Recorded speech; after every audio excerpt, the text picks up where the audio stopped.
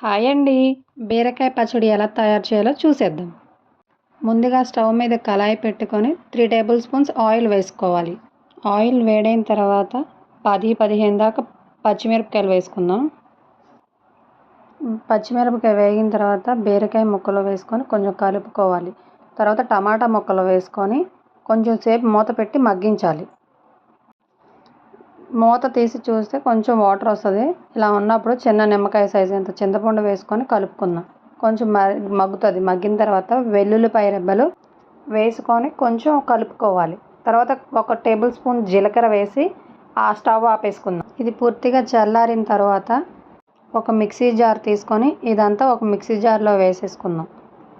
దాంట్లో 1 table spoon salt add చేసుకొని mixie పట్టేసుకుందాం.